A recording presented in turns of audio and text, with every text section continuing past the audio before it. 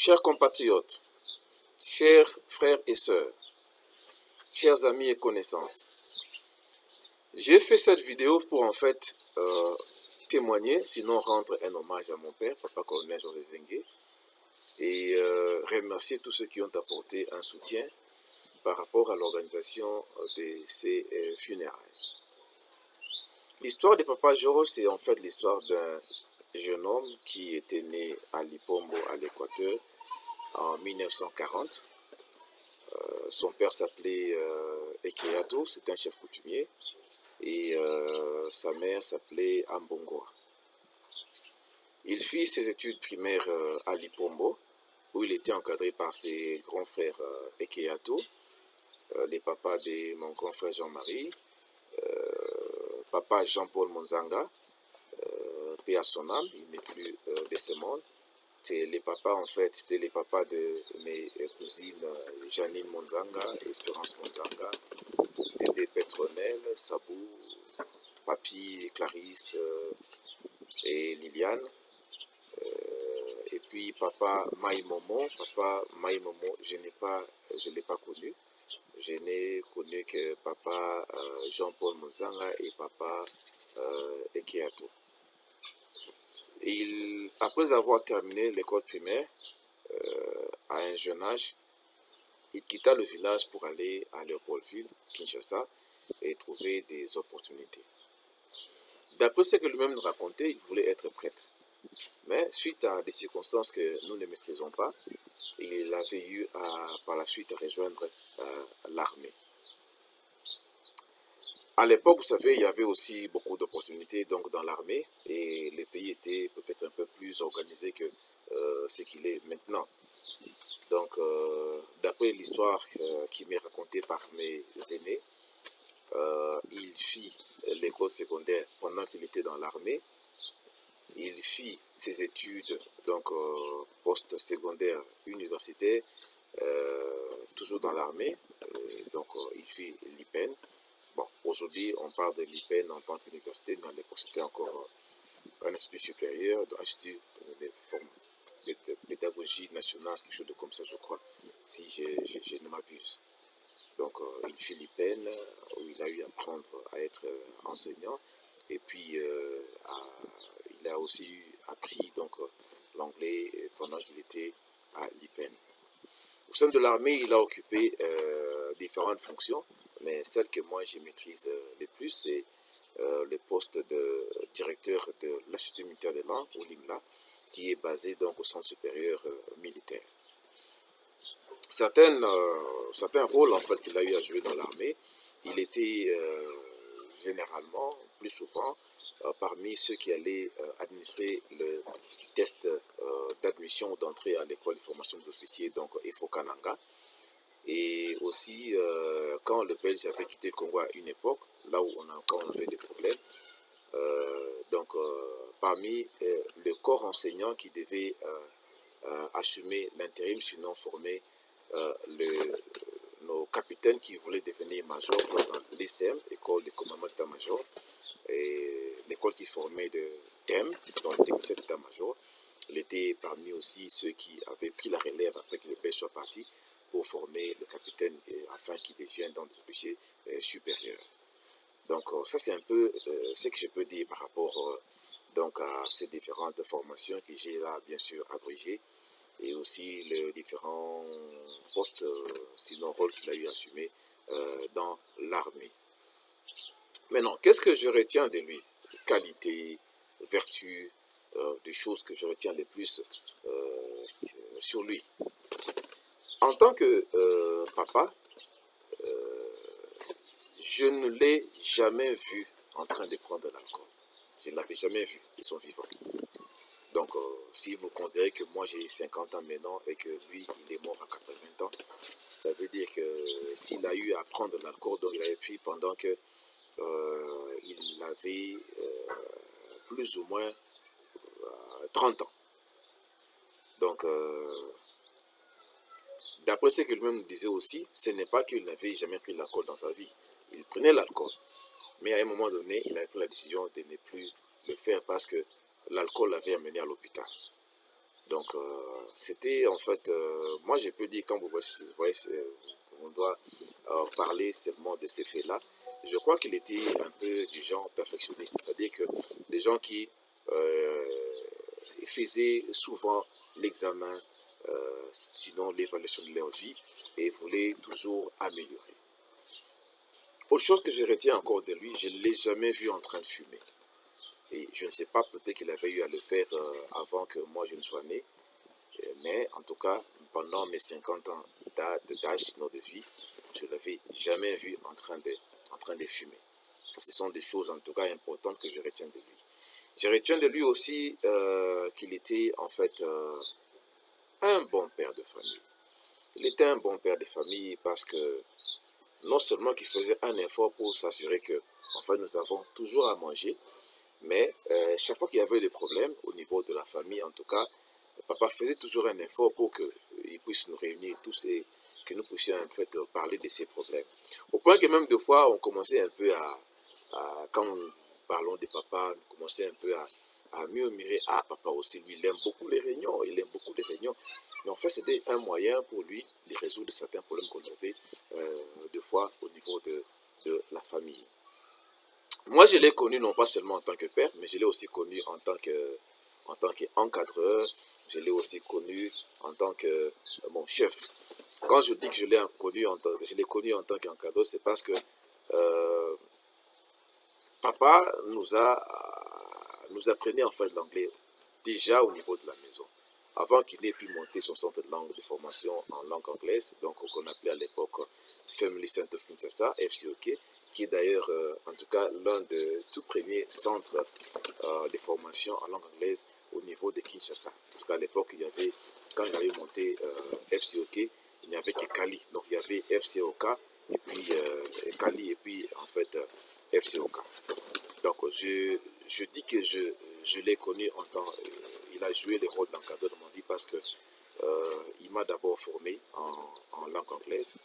Donc avant que je ne puisse aller à l'Institut militaire de langue anglaise pour apprendre l'anglais, papa nous enseignait en fait l'anglais à la maison, moi et mes soeurs. Et après ça, bon, quand j'ai eu à terminer cette formation qui me donnait des fois à la maison, je suis allé à l'Institut militaire de langue anglaise à Limla, là où il était commandant, avec bien sûr la bénédiction du colonel Tancré qui était commandant du centre supérieur militaire à l'époque, qui avait accepté que moi, en tant que civil, et je puisse, donc, comme papa était là, comme commandant Limla, je puisse bénéficier de cette formation-là.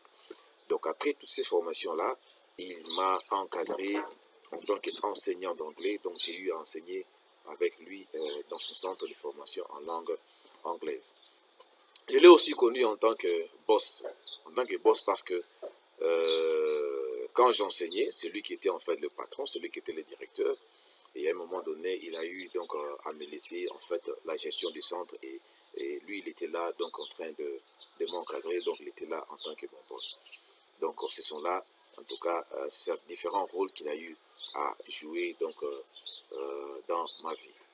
Papa était aussi, c'est que je peux aussi dire que je retiens de lui, c'était quelqu'un qui était là tout le temps en train de concevoir. Il était là en train de concevoir, de concevoir, de concevoir. Il concevait de cours de formation en langue anglaise, formation au niveau basique, au niveau élémentaire, au niveau intermédiaire, au niveau avancé. Il était là constamment en train de revoir ses formations, les contenus, tout ça. Donc c'est vraiment quelqu'un qui était là tout le temps en train de chercher, toujours non pas seulement à concevoir, mais à améliorer les choses. Donc, en tout cas, ce sont là des choses que je garde de lui. Je peux aussi encore dire qu'il m'a aussi formé en tant que traducteur et en tant qu'interprète. Parce que dans le domaine de traduction, je me souviens que mon entrée dans le domaine de traduction, c'est quand papa était intégré dans la suite du général Kaloumé à l'époque des musées.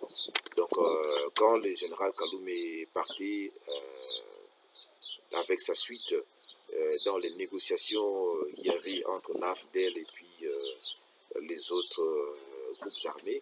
Donc papa était dans la suite là du général Kaloumé, il était là aussi donc pour aider aussi comme lui, il connaissait bien l'anglais, il parlait bien l'anglais.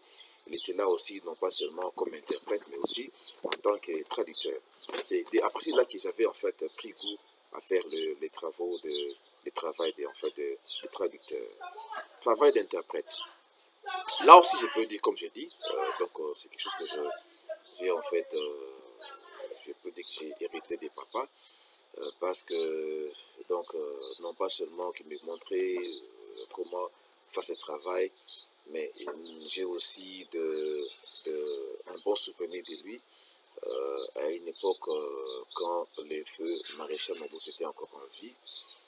Un secrétaire général, un secrétaire d'État américain était arrivé au Congo et on lui avait assigné un traducteur, mais à un moment donné, le monsieur ne pouvait plus se contenir. Il a dit non, mais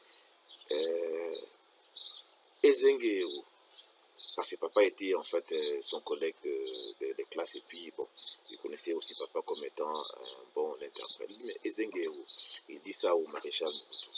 Et le maréchal Mobutu maintenant, il demande à Nzimbi, mais Ezengue, on est allé chercher donc papa, en tout cas très tard la nuit. Et papa maintenant, pour qu'il puisse partir faire ce travail d'interprète, au bénéfice bien sûr du maréchal Mobutu et de son collègue de classe, le secrétaire d'État américain qui était venu, il n'avait pas de grande tenue. Et sans grande tenue, donc il ne pouvait pas aller. Il a dit au général Nzimbi, non, je vais bien, mais je n'ai pas de grande tenue.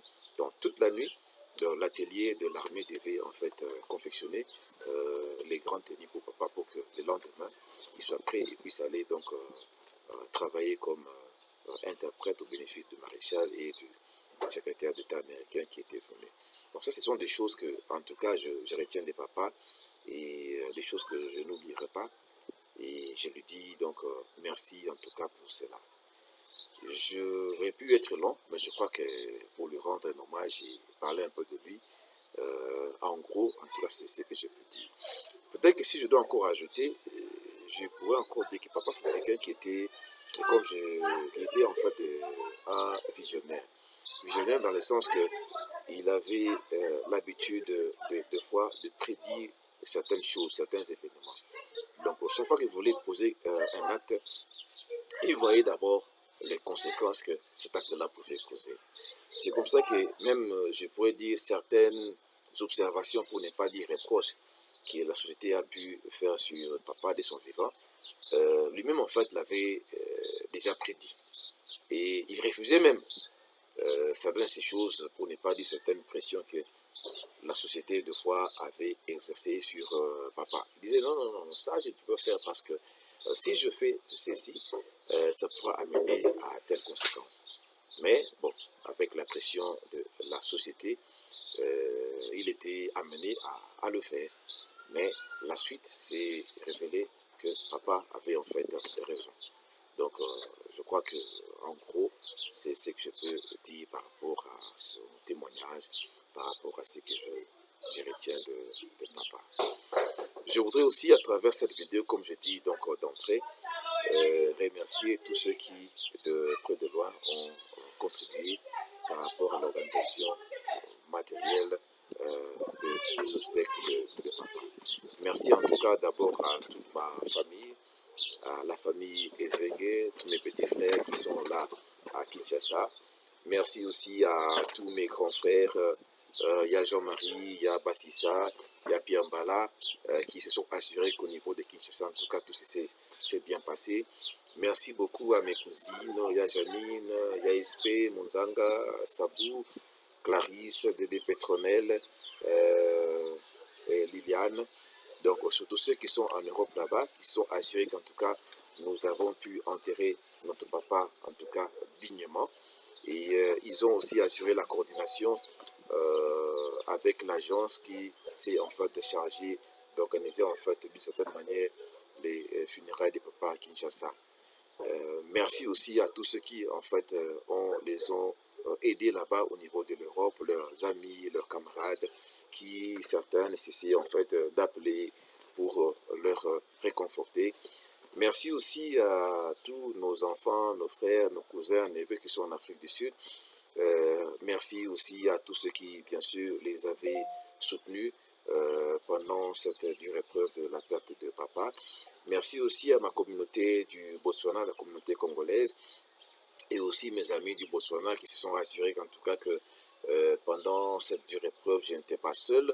Ils m'ont soutenu, beaucoup soutenu, et presque chaque jour ils étaient ici à me rendre visite. Ils ont emmené des sucrés, beaucoup de choses. Donc je n'ai manqué de rien pendant cette période de dure épreuve. Merci aussi à tous mes mamans du Kankokolo. Ces mamans se sont assurées en tout cas que ma famille n'était pas seule à Kinshasa. Ils étaient là. J'ai vu nos mamans, la maman de notre feu papa colonel Basile, la maman Jeanne qui était là. J'ai vu maman feu colonel Omari, Yann Marie qui est Bolombo qui était là. J'ai vu, au moins à travers la vidéo, j'ai vu aussi maman Boyoka qui était là. J'ai vu maman Bamei qui était là aussi. J'ai vu maman Mireille, maman Song qui était là aussi.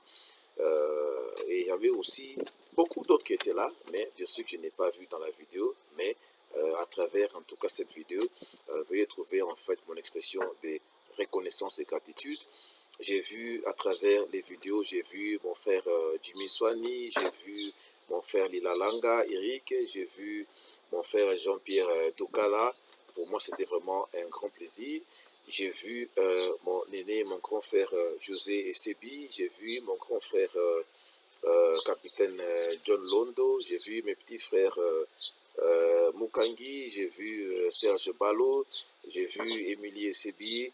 Et en tout cas, à tous, je dis merci. Merci à ma soeur Marthe Bolombo. Merci à mon petit frère Victor Itumbo qui était là aussi, consoler sa soeur Françoise Ezengue.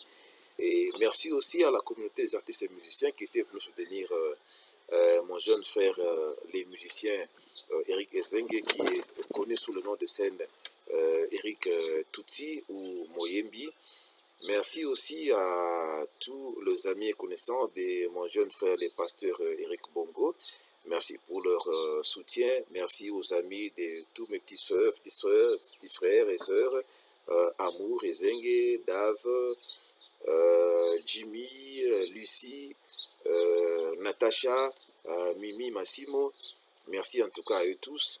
Merci à la communauté, pour ne pas dire les amis de Tchangou, qui étaient venus soutenir mes neveux, les Bombombo.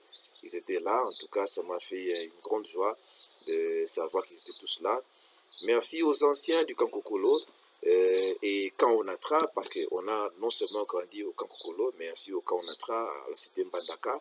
Donc, dans notre voisinage, il n'y avait pas seulement que des officiers militaires, mais il y avait aussi des civils, des directeurs Lonatra, et tous on a grandi ensemble. Ils ont aussi apporté leur soutien, et à partir de l'Europe, là où ils sont. Merci à eux tous. Merci à mon jeune frère Yvon Mouchoumou. Merci à Dorine Tuinama. Merci à Serge Ballot. Et merci à tous ceux qui ont apporté en fait leur soutien. Les artistes et musiciens, je dis coup de chapeau. Merci à votre soutien, mon jeune frère Eric Ezengue. Et je vous ai vu en tout cas le jour de la célébration de la messe à la cathédrale Notre-Dame. C'était vraiment très bien de voir ce soutien-là.